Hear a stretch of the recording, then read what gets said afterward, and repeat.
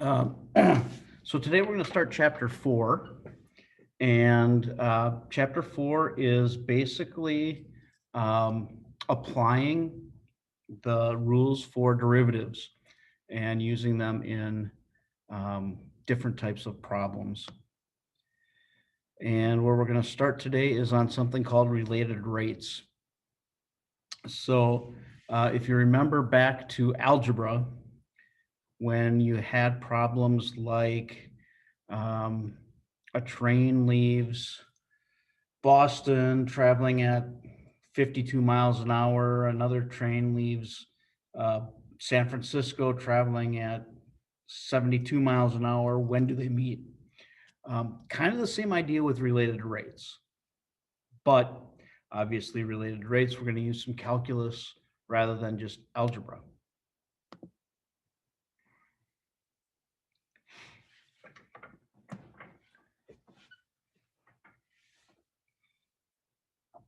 So just a little Far Side cartoon to get us in the related rates mood.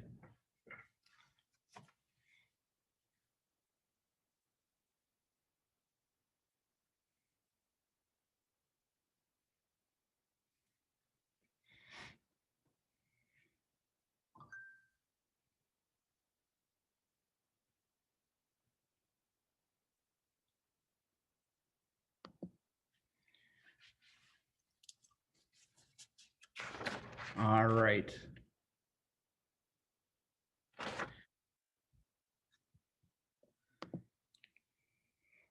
So just like with any mathematical problem, there is a strategy. Obviously, we want to read the problem carefully, make sure we know what we're being asked to find. With related rates problems, a diagram is always a good idea. Almost all the time, there's at least a simple diagram that can be drawn.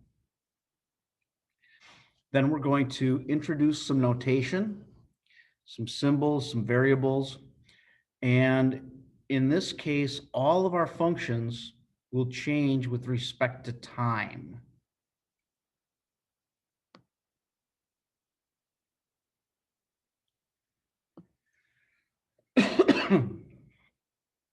And so what we're going to try to do is express the given information and the required rate in terms of a derivative.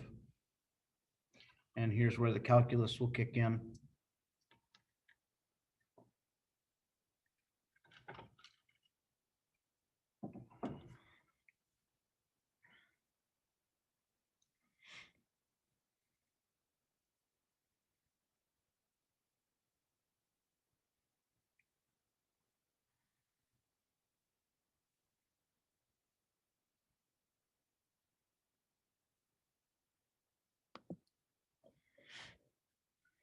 Oop, go back, sorry, maybe.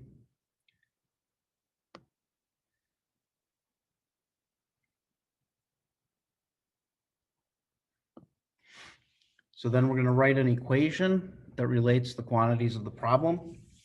If necessary, we're going to use geometry to eliminate one of the variables, so that basically what we want is a single variable when we're done. It won't always work out, but if we can, it makes the process a lot easier.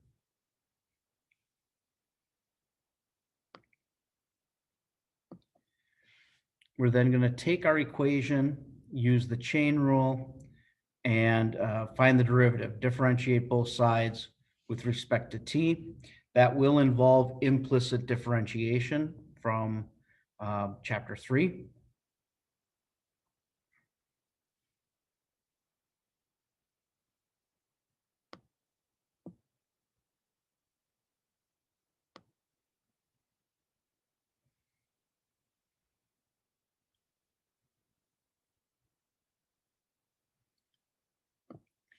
And then substitute the given information into the resulting equation and solve for the unknown rate.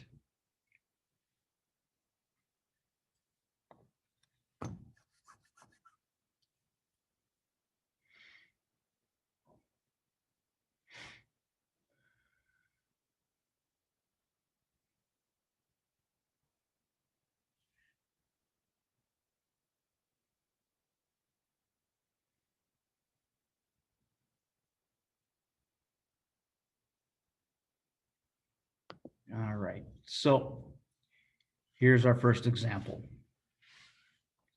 A storm at sea has damaged an oil rig. Oil spills from the rig at a constant rate of 60 cubic feet per minute, forming a slick that is roughly circular. Assume the slick is 3 inches thick. How fast is the radius of the slick increasing when the radius is 70 feet? I'm just going to give you a minute or two to write that down, and then we'll take a look at the solution.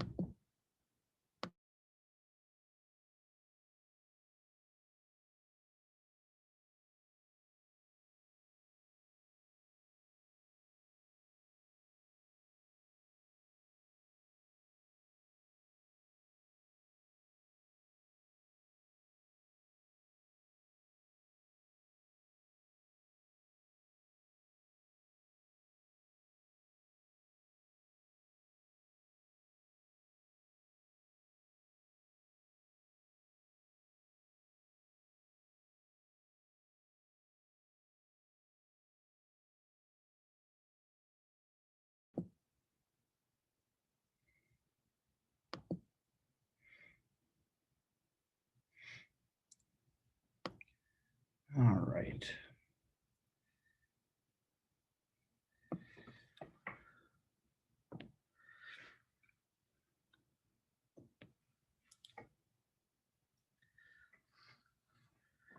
So, no points for your artistic talent.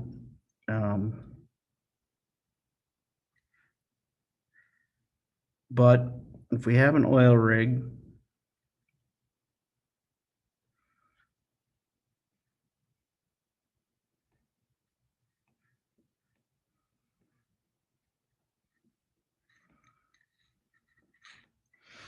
and we've got oil spilling out of it, and it's coming out at 60 cubic feet per minute. That's a volume, so that's the change in volume with respect to time.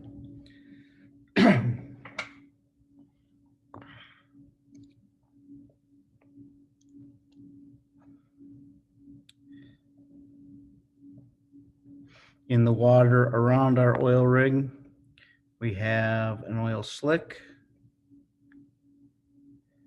that is roughly circular.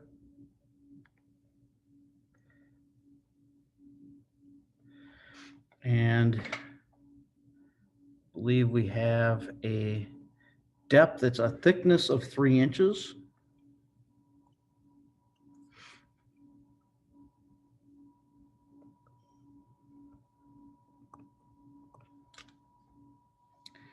And we want to find how fast the radius is changing.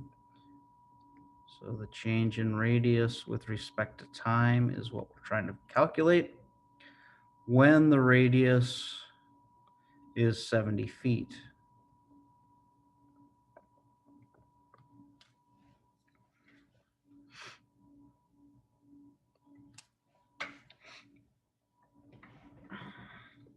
So many related rates problems are going to depend on some sort of formula that hopefully you know. If it's a geometric formula, on the inside cover of your calculus book, there is the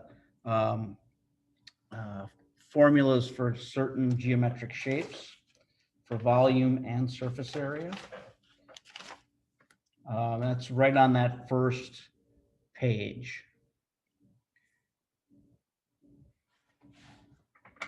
On the inside cover. In this case, our oil slick is roughly cylindrical. So the volume of a cylinder is pi r squared h.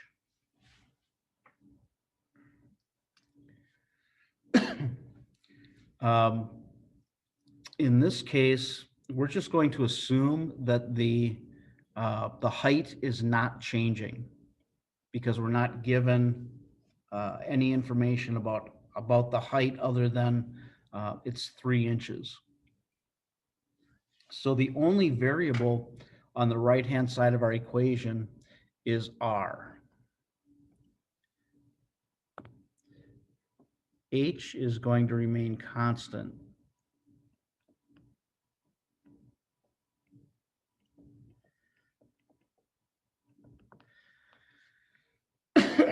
Excuse me. So if I take my derivative, the change in volume with respect to time, the pi and the h are constants. And so I take the derivative of r squared, which gives me 2r dr over dt.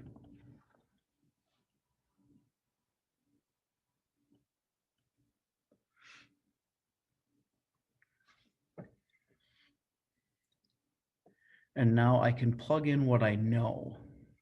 I know dv over dt is 60. I'm going to leave pi just in terms of pi. On the AP exam, you could approximate. What I would suggest is if this would have to be on the calculator portion of the exam, unless they told you just to give the exact value or give the value in terms of pi. If it was on the calculator portion, I would use the pi button when I started to simplify, but I'm going to leave it just as pi. What is the height of our cylinder?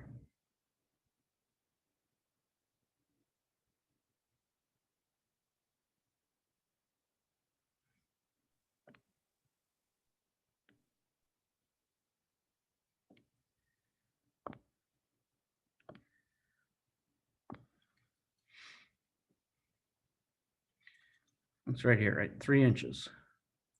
The problem is everything else in our problem here is in feet. So we need to convert inches to feet, or we could try to convert feet to inches in the rest of the problem, which would be a little more challenging.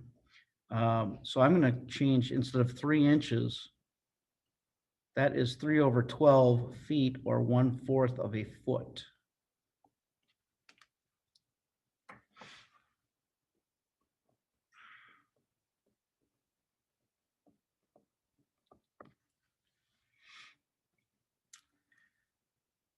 Two from our derivative, r is 70, and dr over dt, the thing we're trying to find.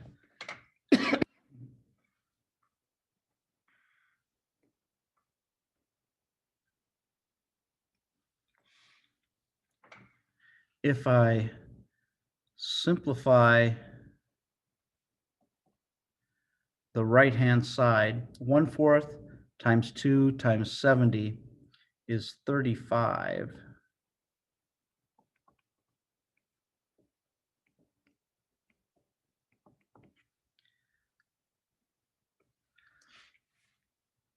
And then I can divide by 35 pi on both sides.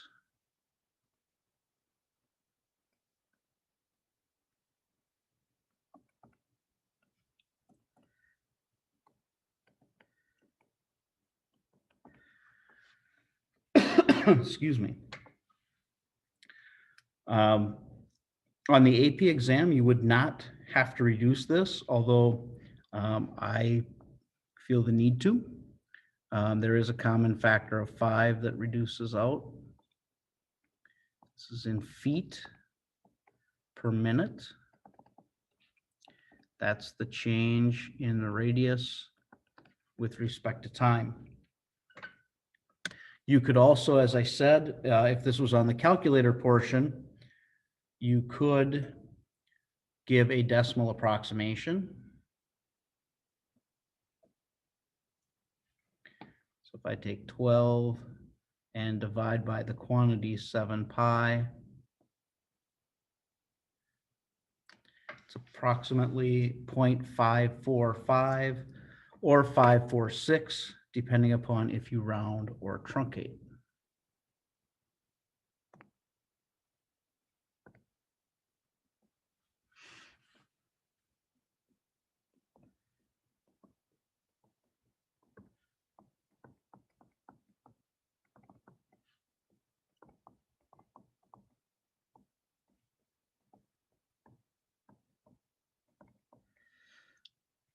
Any of those three answers would be correct, both on the AP exam or on a Mr. Gingrich tester quiz. Excuse me. Okay. Questions?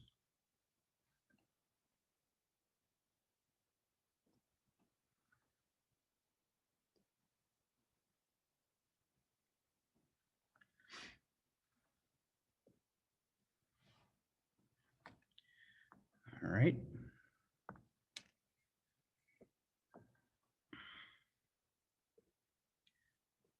Example number 2. Two roads intersect in Newtonville. One car is approaching the intersection, traveling east at 60 miles per hour. Another car is traveling away from the intersection, traveling north at 50 miles per hour.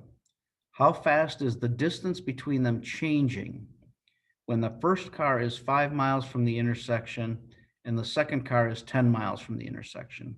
So the first car in this case is the one traveling east. The second car is the one traveling north. Again, I'll give you just a moment to jot that information down.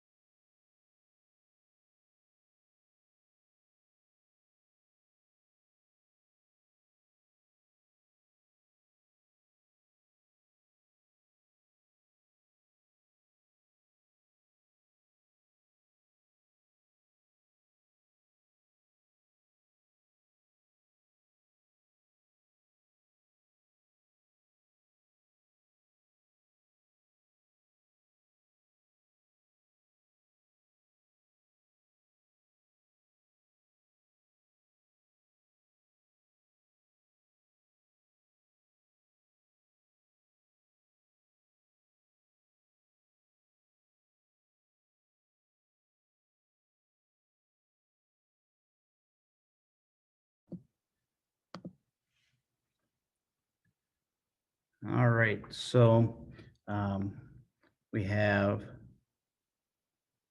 two roads that intersect.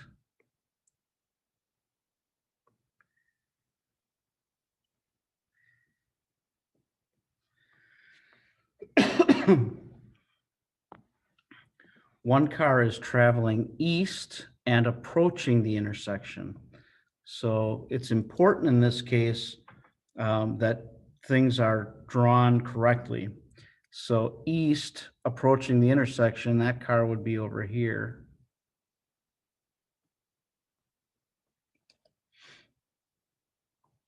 And he is traveling 60 miles per hour. And I know that he's going to be 5 miles from the intersection. I'm going to call that distance A. So that dA over dt is 60.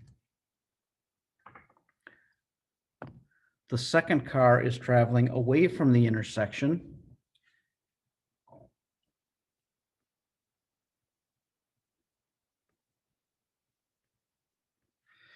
At 50 miles per hour.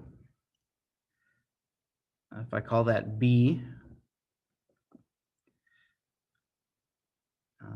he is 10 miles from the intersection. And the change in B with respect to time is 50 miles per hour. And what I'm looking for is how fast is the distance between them changing?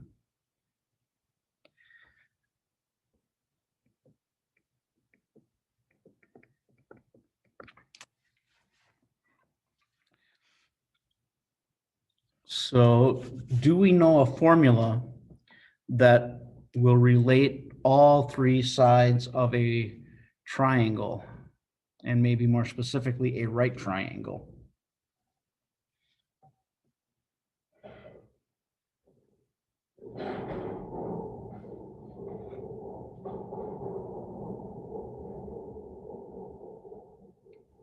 A squared plus B squared equals C squared. There we go. The everyone's favorite, the Pythagorean theorem.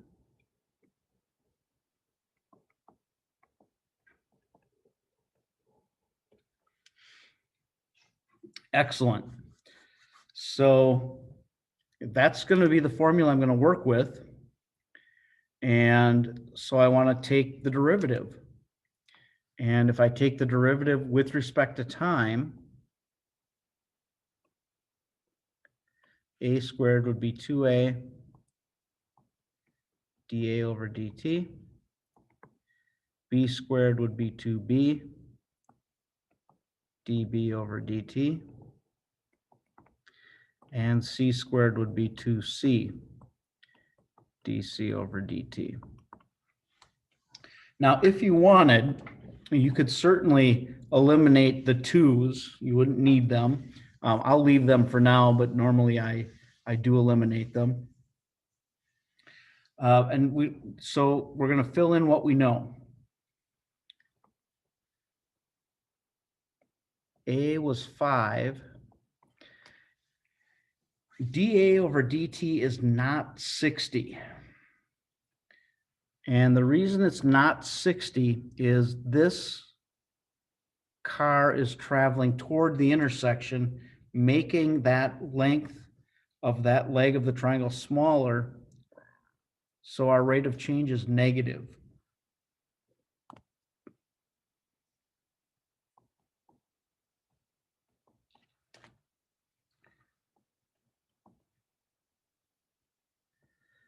B is 10.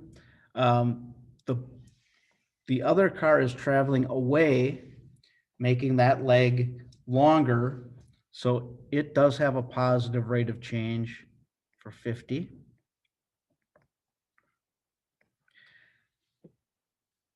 We don't know what C is.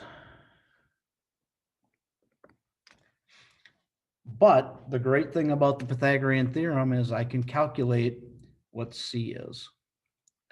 So I know that 5 squared plus 10 squared equals C squared.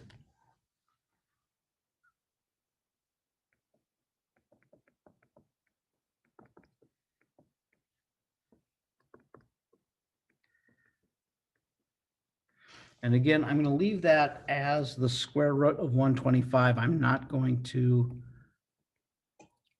take an approximation. You do not want to round in the middle of the problem and then round at the end again. It can cause inaccurate results. So round once, keep everything exact as long as you can, and then just round at the end. Excuse me. If I simplify,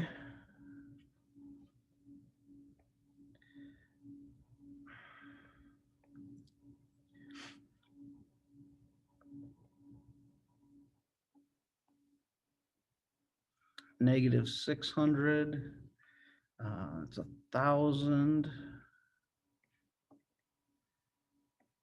2 square root 125, dC over dt.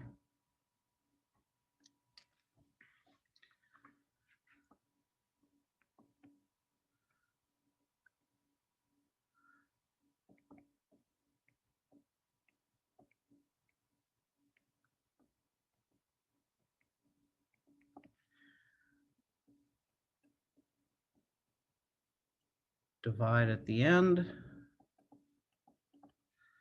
again, you could leave it in this form, 400 over 2 square root 125 miles per hour. Or you could find the decimal approximation.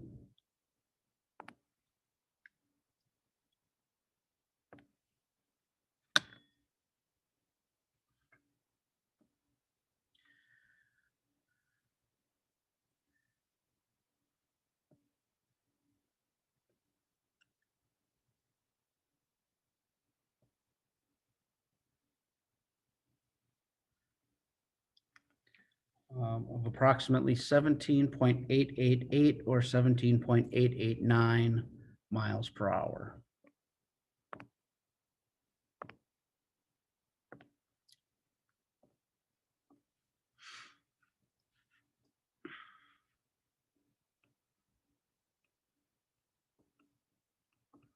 And yes, you can just go to 3 decimal places and ignore everything after that. Or you can round it at the 3rd decimal place. Either is acceptable.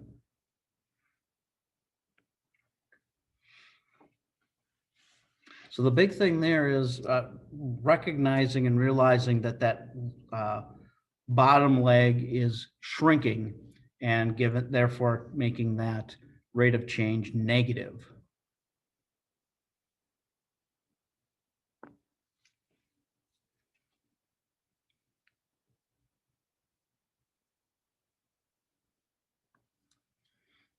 All right, some common formulas that are used in related rates problems: volume, surface area, actually area is used as well, perimeter. The Pythagorean theorem is very common. Law of sines, law of cosines, other trig functions may be used as well. The law of sines and law of cosines, not as much. Volume, surface area, those geometric measurements are very common.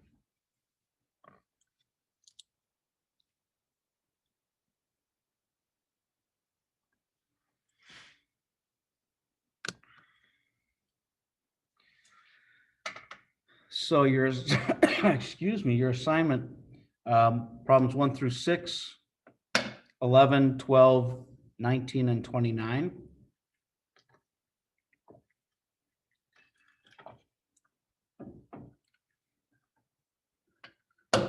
And that will be the only section that we cover today. So this will be the only assignment. A couple of reminders. I did go through and grade all of the homework through the review assignment. There are a few of you that have your AP problem to turn in yet. Make sure you do that. That's kind of a big thing. And there are still 4 or 5 that need to do their chapter 3 test. Again, make sure that gets done. Once I will probably grade them either tonight or tomorrow. And then you will have a week to do any corrections on them that you feel you need to do.